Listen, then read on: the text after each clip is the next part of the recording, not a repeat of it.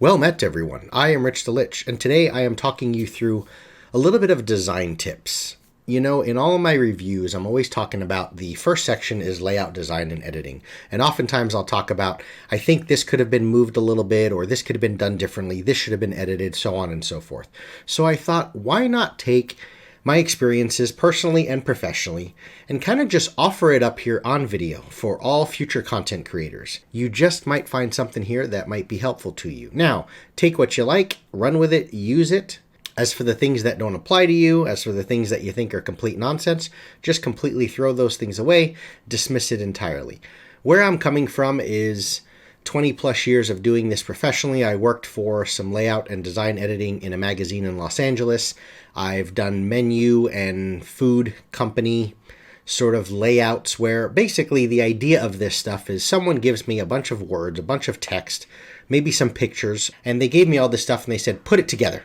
Make it look good, make it marketable, make it legible, have it make sense. We see these things all the time in any of the content, whether we're looking at the book craft, right, of the layout of these things. I talk about it all the time in my reviews of just how important that stuff is. We all have stories, we all have content, we all have an imagination, something we want to share and put out to the world. Maybe even as small as just our own gaming table, and this is not something that is intended for publication or for the public eye. But you still want to present it in the best light possible. You want it to be immediately identifiable. You want it to resonate. You want it to bring about some memory and spark something in them that they can kind of adhere to. Just like seeing good artwork in a museum and everything else. Design can lend itself to that. And I'm fascinated and enamored. And besides my professional experience and my own personal use of using the Adobe software suite for 25-ish years, I obsess about looking at these websites and various design things that are only based on font, that are only black and white, that don't have a lot of images. And you can convey a lot with just the written word and how well it's presented to you. But on the flip side of that, you can also completely screw things up.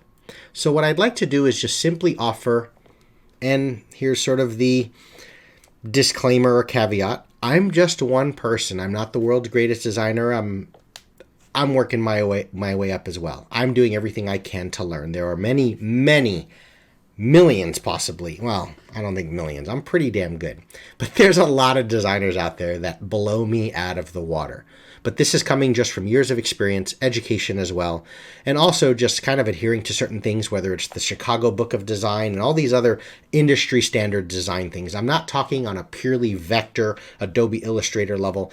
Instead, I'm going to talk through just a few pieces of content, and I'm going to use Photoshop to kind of just efficiently demonstrate what I mean when I'm getting into the various font usage things and things that might really help you in regards to the things I'm always kind of nitpicking and talking about in layout, design, and editing on my reviews. So let's jump into this. What do we have here? Let me give myself a layer. If I'm kind of doing this duck, dodge, evade type thing, it's because I'm getting attacked by spaceships, or I've got microphones and waccoms in all sorts of different positions, and I need to ensure that I am efficient in being able to read everything on screen. So I'm going to get this set up real quick. Okay, here we go. Let's see. Do I have a brush? Do I have a brush? I do. Yes, there we go.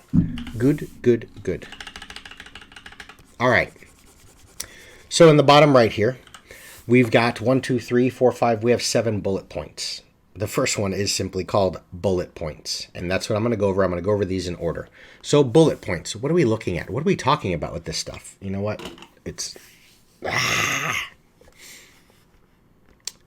bullet points. Well, here we go. Quite simple.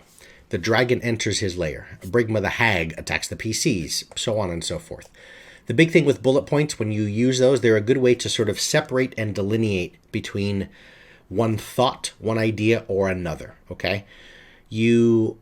Oftentimes, I feel it looks better if you just leave the period off the end because you just have sort of, they're segmented in that particular way. It's not in a necessarily sentence structure, right? Because I'm not saying that Brigma the hag attacks the PCs and a legendary item is found has anything to do with the previous thing written before it. So leave it out of sentence structure, create some good bullet points. You don't need to have the bullets very big. The fact that you have a design element, so you have a dot or a square or whatever. It may be a skull or crossed swords, whatever aesthetic thing resonates with you best. The fact that you have that design element, it immediately contrasts with the written word.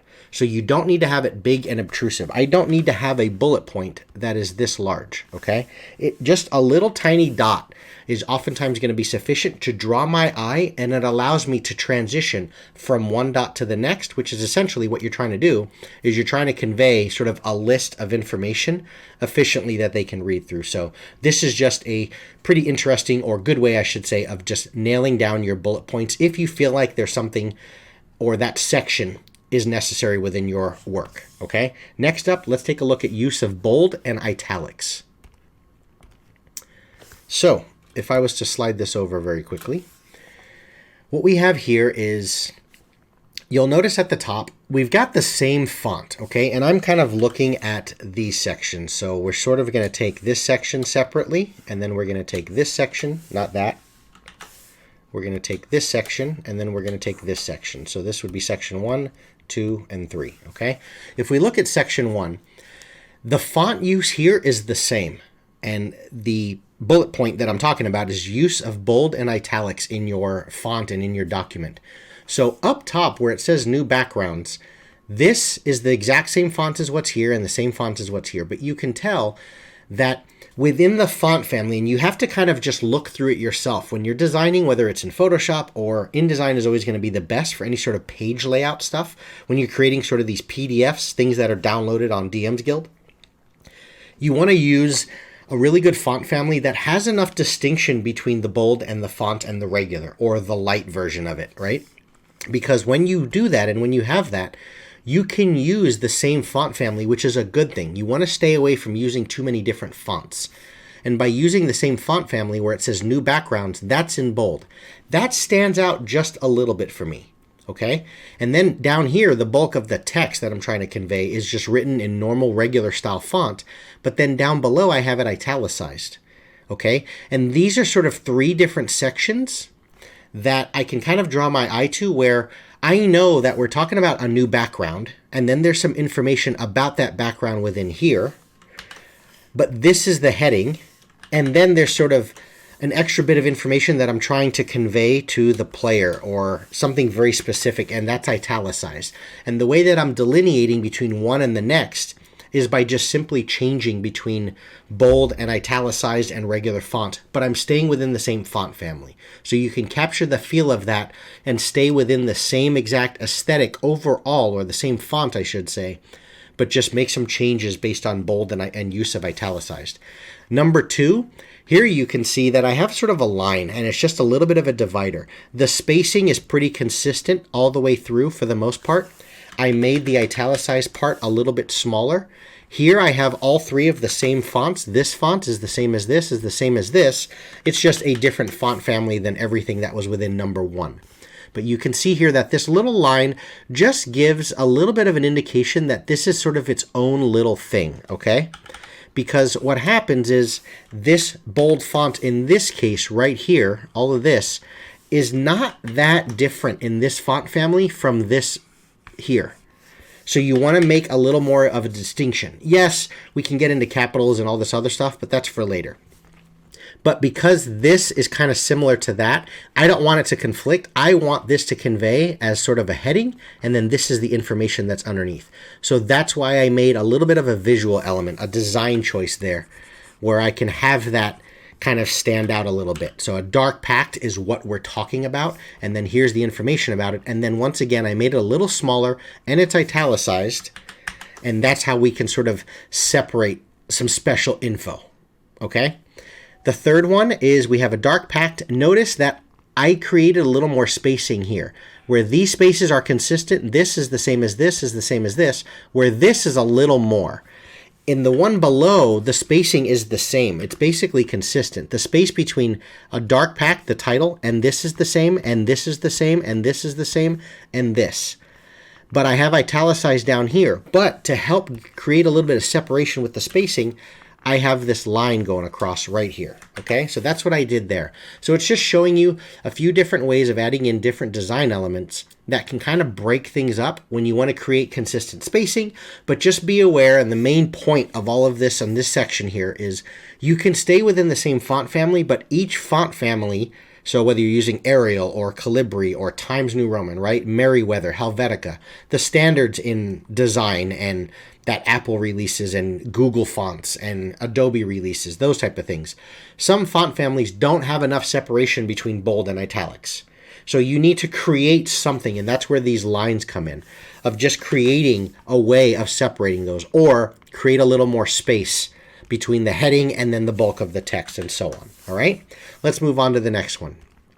Next, we're going to look at changing case and sizes. All right, let me erase all this goo. So we've got a bunch going on right here, okay?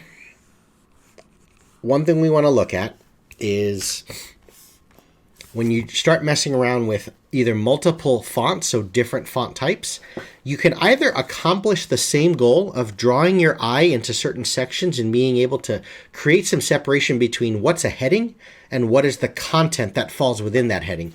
You can do that by simply changing case. This font and this font is identical. It's the same font and the same size. I'm not changing sizes of these fonts.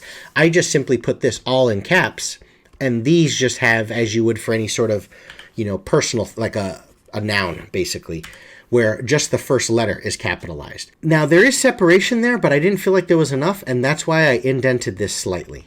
So, if you're not going to indent it and you want to keep everything well justified and aligned, you may want to figure out a better way to separate. In this particular case, what I have here is I have separation by using two different fonts. I have this sort of a little more decorative font right here. It's bold, it's all caps, but if you notice the size, it's not too different in what they call sort of like your tail height and your baseline heights.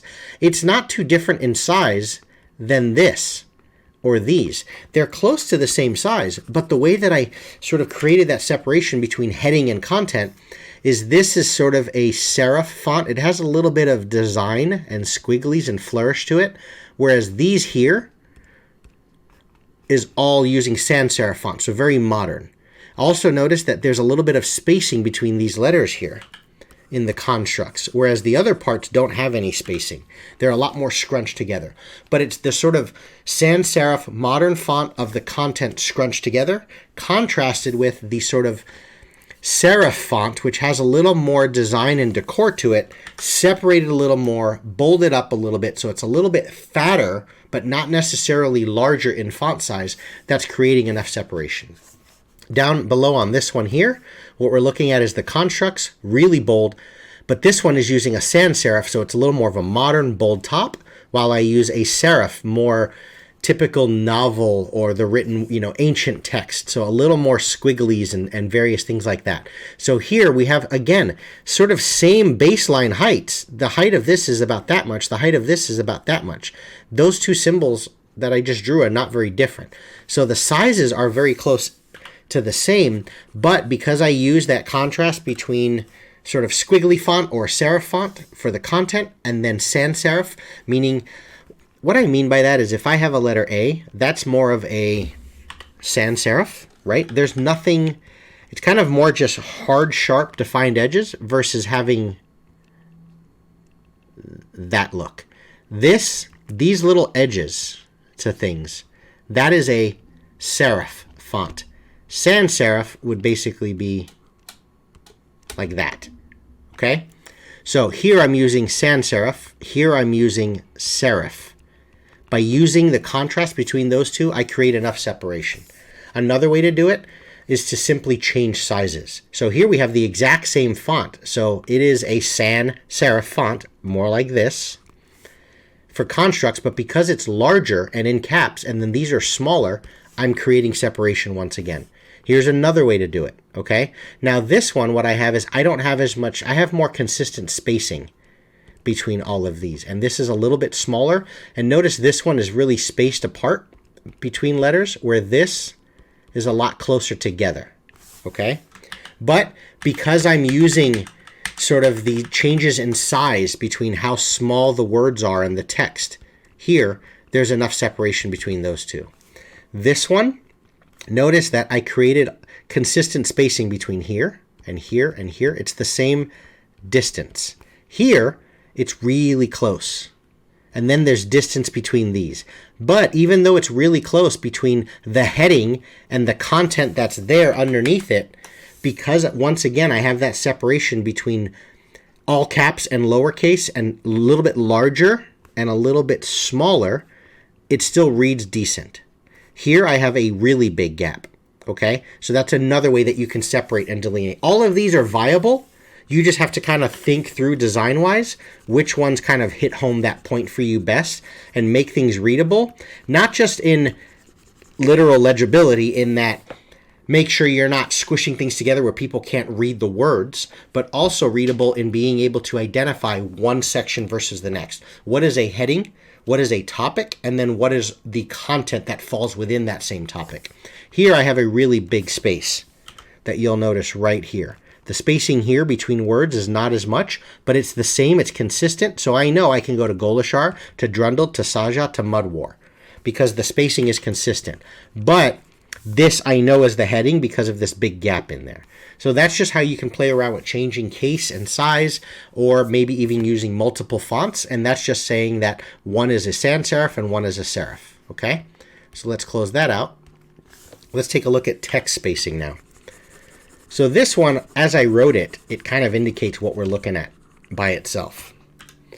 Never squeeze all your caps together. Whenever you use capitals, so all uppercase, don't have it too squished together. It becomes a little bit difficult to read and looks too muddled. Give them room to breathe. Spread those words out a little bit. Okay, or those letters, I should say. You can get away with a bit more squeezed together or less space when you're working with lowercase. Notice how this is just a little easier to digest than this. The spacing is not that different here. It looks like it. It's not that different. It's just the caps, especially in this font family, really squeeze things together a little bit too much, okay? But regardless of which you do, how much room you give it to breathe, the choice of font still matters, especially when you start to have a lot of text. Here we have a lot of text, but notice this font is very tall, and it's also very narrow, sort of close together, and it makes it a little bit difficult to read, where this is still using the narrow condensed font, but notice how much easier it is on the eyes to navigate your way through this section, just simply because I have more spacing, okay? You can have a bit less space between lines when the word spacing is given more room to breathe. Notice there's a big space here versus here I complained that it was too close between one line and the next. I can get back to this, but I'm being able to offset that by creating a little more space between the letters. It's when you have condensed letters and small spaces between one line and the next. So choose one or the other. Either have condensed letters and large spacing between one line and the next, as is the case here, or have small spacing between one line and the next, which is going to afford you the option to maybe creating more content on any given page because you have more room, but make sure your letter spacing is a little further apart, as is the case in this section right here. When both letter and word spacing are breathing better, you can really get away with crunching the text block, so the line spacing. So here, I'm talking about I have good spacing between one letter and the next, so W, H, E, N. But also, when I now have the next word is well spaced as well, I can really crunch it together between one line and the next. If you're going to crunch it, think about using a sans serif font so the squiggles don't conflict with each other. Remember, this is my sans serif, this style is my serif. What happens is these squigglies, as you can see is the case here, look at the letter Y, it's overlapping with the C. You can see that the letter A and the squiggly on the letter H. I'm going to erase these now. Look at how close they are, and they're conflicting a bit.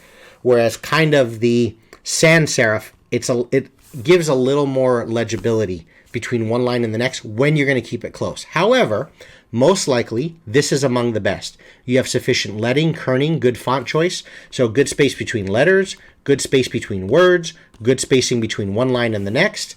Don't you think this is easier on the eyes? Imagine an entire book, pages upon pages of shitty text. It causes eye fatigue, which leads into the audience basically moving on. They don't want to digest your stuff, okay? So notice how just better, what I'm going to do is I'm going to do a real big erase here. Just notice this section right here. Just notice how much more legible, everything just fits well. So I'm using, and I'm really efficient in my spacing between letters, between words, and then spacing between lines, okay?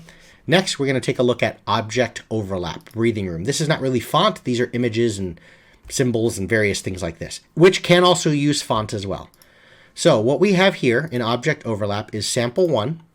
The problem we have here is we have something that's called like a conflict. Visually, there's some tension. Notice between this guy's dagger and the tail, especially because we have almost the exact same shape, right? There's a visual element there that looks the same. This can easily be the dagger, the tail of this, I think it's a Kurthic monster. Notice that there's conflict here. There's some tension here. I don't like the way that looks on my eye. It's not pleasant to look at, okay? So what you want to do is be careful with creating things too crunched together where you're creating that conflict. So the next sample, it's a little better as I've spaced them apart, obviously, but notice now I have conflict with the edge of the document. Because I'm so close, there's some conflict there. There's just some visual tension. So be careful with that as well.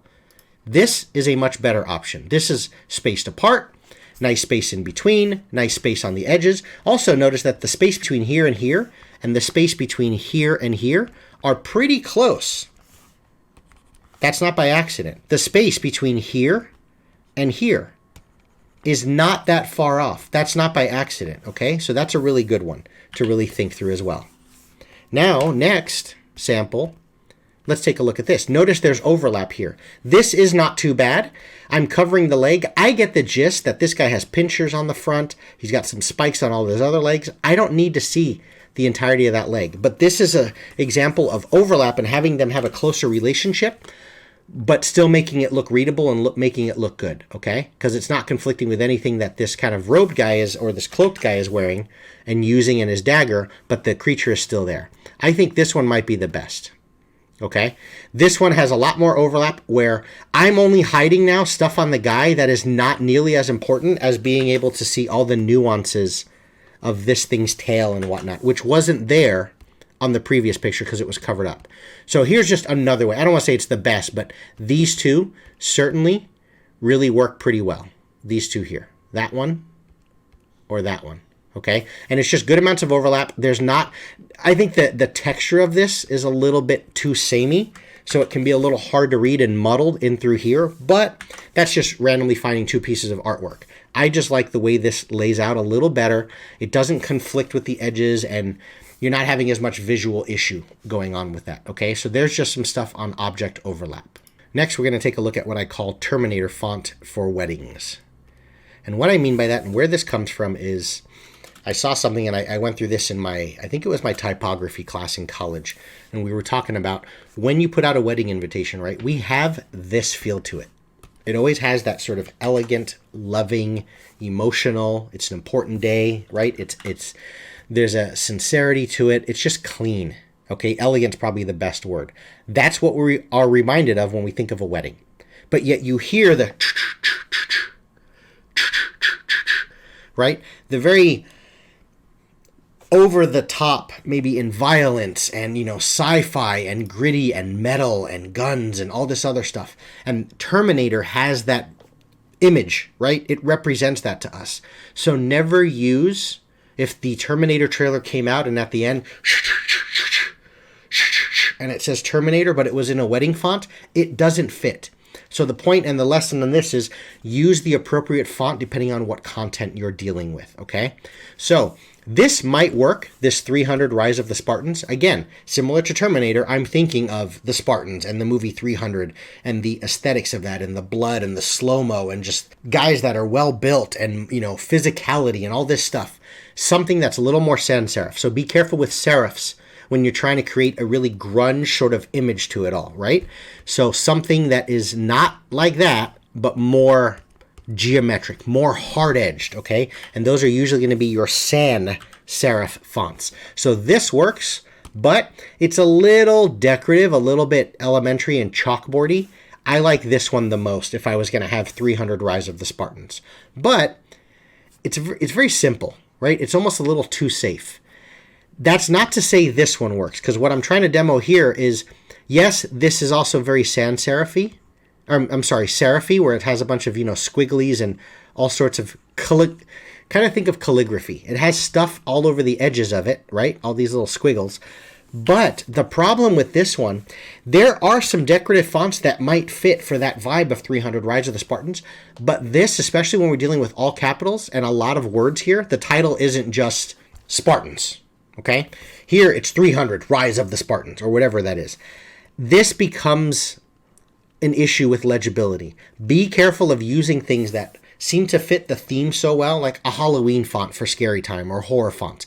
Be, blood dripping type of font. Be careful with adhering to the theme and what might fit. So Terminator is very futuristic, very sci-fi. But be careful when you start having these fonts that kind of fall within this range, right? And you've got these sort of little dots and just, and you've got squigglies and, Terminator, right? And I've got all this stuff going on. And I'm here, and I want this stuff, right? But then I'm going to take it and go kind of graffiti 101, Terminator,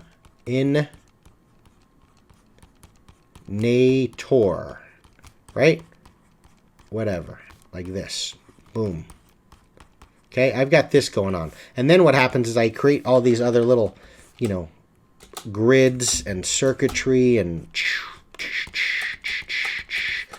Okay, and then I'm coming this way, and I've got this thing going on here, and then I've got, big steel beams coming off and all this other stuff, and then I want to start putting some shadow on one side, and, I've got all this stuff going on, right? And I'm creating all this craziness.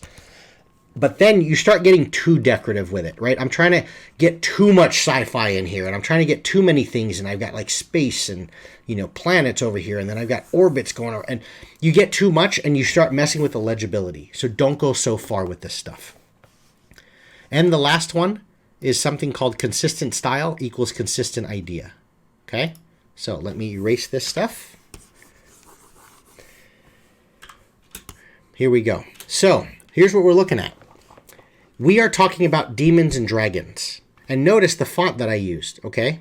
And we've already gone through all the different font lessons of spacing, capitals versus not capitals, italicized versus not, whatever. This whole section has a consistent style. I'm using a different font. This font is the same as this one. All we've done is we've changed, obviously, the size of the font, right? This is a lot smaller than this, but it's the exact same font. But this whole section, as I said, has a consistent style. Therefore, the theme or the idea can be the same. We're talking about demons and dragons. Here's a Baylor, ancient black, a Nashi winged immune to fire thing, an even bigger ancient dragon. Then we have a dragon's name called Synchron the World Ender. There are details about Synchron that can be learned in the Great Library of Animathiel. And then it's kind of like an indication to the players. Do the players attack? The players fight. Now I need to roll initiative. But this whole thing is keeping a consistent style. And what I mean by that is, notice I'm using sans serif fonts. Clean edged fonts. This attack is written like this. It is not written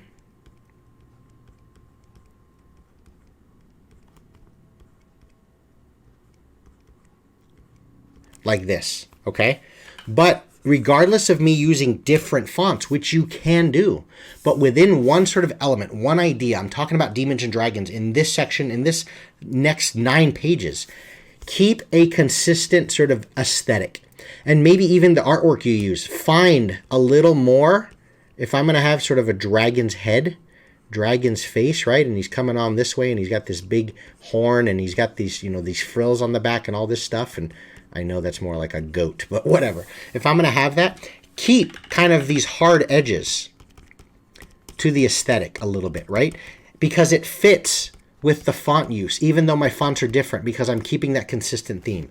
Likewise, down here, now I'm talking about Synchron the World Ender. There are details about Synchron that can be learned in the Great Library of Animathiel. Kind of the same information, but this is now serif font. Notice this italicized really, you can do italicized with sans serif as well, and it's just going to be slanted, but it'll still be modern and clean edges.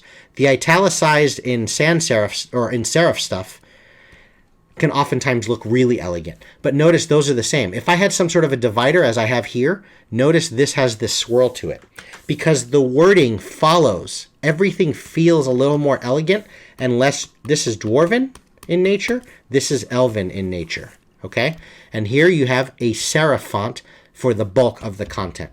So even though I'm using different fonts, different styles, italicized, caps, bigger, bolder, entirely different font families, I can still keep the aesthetic and the idea the same so that I know this is its own thing and this is its own thing.